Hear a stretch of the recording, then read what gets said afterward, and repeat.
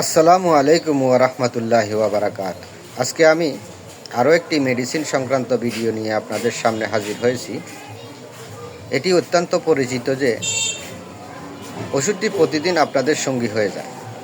যখনই আপনাদের বুক জ্বলে, পেট ব্যথা করে গ্যাস্ট্রিক সমস্যার কারণে আপনারা ওষুধের দোকান থেকে এই ওষুধটি অনেকেই খেয়ে থাকেন। যেমন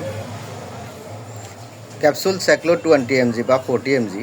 ওষুধের মূল উপাদান বা জেনেরিক হচ্ছে ওমিপ্রাজল।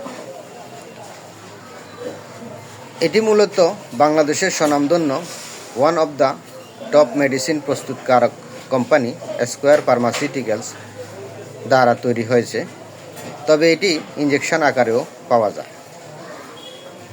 যেমন ইঞ্জেকশন স্যাক্লো 40 mg, এটি সাধারণত যে সমস্ত ক্ষেত্রে ক্যাপসুলে গ্যাস্ট্রিকের সমস্যার সমাধান হয় না, তখন ডাক্তারগণ ইঞ্জেকশনটি আইভি অর্থাৎ ইন্ট্রাভেনাস হিসাবে প্রয়োগ করে। এবং এই ওষুধের ক্ষেত্রে আরও কিছু গুরুত্বপূর্ণ কথা বলা খুবই জরুরি। এই ওষুধটি বাংলাদেশের বিভিন্ন কোম্পানির ব্র্যান্ড নামে পাওয়া যায়, যেমন capsule Losectil, cosec, Omif, Omitec এবং ক্যাপসুল পিপিএল। এছাড়া বাংলাদেশের আরও অনেক কোম্পানির নিজস্ব ব্র্যান্ড নামে এই ওষুধটি পাওয়া যায়। আমাদের দেহের অভ্যন্তরে এই ওমিপ্রাজল কিভাবে কাজ করে এটা জানা জরুরি। মূলত ওমিপ্রাজল একটি প্রোটন পাম্প ইনহিবিটর অর্থাৎ পিপিআই জাতীয় ঔষধ, যা পাকস্থলীতে অতিরিক্ত অ্যাসিড নিঃসরণ নিয়ন্ত্রণ করে গ্যাস্ট্রিকের সমস্যার সমাধান করে। এটি শরীরে যেভাবে কাজ করে তার ফার্মাকোলজি, মেকানিজম অফ অ্যাকশন নিচে বিস্তারিত দেওয়া হলো। ওমিপ্রাজলের কার্যপদ্ধতি। Pharmacology of action. প্যারাইটাল কোষের উপরে প্রভাব। ওমিপ্রাজল পাকস্থলীর দেয়ালের গ্যাস্ট্রিক প্যারাইটাল সেল নামক কোষে প্রবেশ করে এবং এনজাইম সিস্টেমকে বাধা প্রদান করে। এটি প্যারাইটাল কোষের hydrogen, potassium, adenosine triphosphates enzyme system ATPase পাম্পকে সরাসরি বাধা দেয়। এই এনজাইম সিস্টেমটি পাকস্থলীতে অ্যাসিড উৎপাদনের চূড়ান্ত ধাপ হিসাবে কাজ করে। অ্যাসিড নিঃসরণ হ্রাস এই পাম্পটিকে নিষ্ক্রিয় করার মাধ্যমে ওমিপ্রাজল পাকস্থলীতে অ্যাসিডের প্রবাহ উল্লেখযোগ্যভাবে কমিয়ে দেয়। ওষুধটি সেবনের মাত্র 1 ঘন্টার মধ্যে কাজ শুরু করে। এই প্রভাব 2 ঘন্টার মধ্যে সর্বোচ্চ পর্যায়ে পৌঁছায় এবং শরীরে প্রায় 72 ঘন্টা পর্যন্ত বজায় থাকে স্বাভাবিক অবস্থা। ওমিপ্রাজল সেবন বন্ধ করার 3 থেকে 5 দিনের মধ্যে পাকস্থলীর অ্যাসিড নিঃসরণ প্রক্রিয়া পুনরায় পূর্বের অবস্থায় ফিরে আসে। গ্যাস্ট্রিক সমস্যার সমাধানে ভূমিকা। ওমিপ্রাজল পাকস্থলীর অ্যাসিডের পরিমাণ কমিয়ে দেয়। এটি গ্যাস্ট্রিক আলসার এবং ডিউডেনাল আলসার নিরাময়ে সাহায্য করে।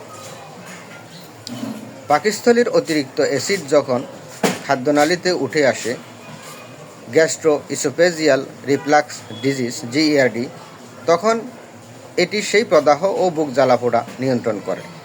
অতিরিক্ত অ্যাসিডের কারণে হওয়া পেটে অস্বস্তি বা ডিসপেপসিয়া দূর করে।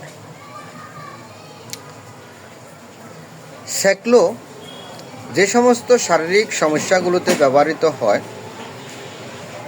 Gastric ulcer, duodenal ulcer, gastro oesophageal reflux disease GERD, gastric অ্যাসিডজনিত dyspepsia, Zollinger Ellison syndrome, Helicobacter pylori জনিত পেপটিক আলসার নিরাময়ে, অ্যানেস্থেসিয়া কালে অ্যাসিড নিঃসরণ নিয়ন্ত্রণে কাজ করে।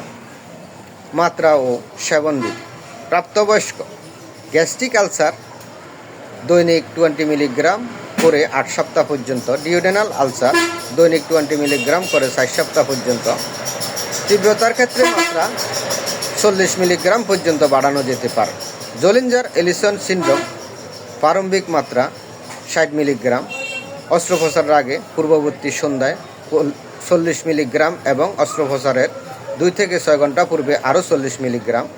বাচ্চাদের ক্ষেত্রে 1 বছর প্লাস বাচ্চার ওজন অনুযায়ী 10 থেকে 40 মিলিগ্রাম পর্যন্ত মাত্রা নির্ধারিত হয়। সতর্কতা: রেজিস্টার্ড চিকিৎসকের পরামর্শ ছাড়া ওষুধ সেবন করবেন না। পার্শ্ব প্রতিক্রিয়া: সেক্লো সাধারণত সুসহনীয়, তবে কিছু ক্ষেত্রে মৃদু পার্শ্ব প্রতিক্রিয়া দেখা দিতে পারে। মাথা ব্যথা ও মাথা ঘোরা, বমি বমি ভাব, পেটে অস্বস্তি বা অ্যাবডোমিনাল কলিক। গর্ভাবস্থায় ও স্তন্যদানকালে গবেষণায় কোনো বিরূপ প্রভাব পাওয়া যায়নি, তাই ব্যবহার করা যেতে পারে। স্তন্যদানকালে যদি ওমেপ্রাজল সেবন অপরিহার্য হয়, তবে বুকের দুধ খাওয়ানো বন্ধ রাখা উচিত। ওষুধের মিথস্ক্রিয়া ও সতর্কতা: মিথস্ক্রিয়া সাইক্লোডায়াজিপাম, পেনিটয়েন এবং ওয়ারফেরিনের রেচক প্রক্রিয়ায় প্রভাব ফেলতে পারে। সতর্কতা: ক্লোপিডাগ্রল এবং মেথোট্রেক্সেট জাতীয় ওষুধের সাথে এটি ব্যবহারের ক্ষেত্রে বিশেষ সতর্কতা প্রয়োজন।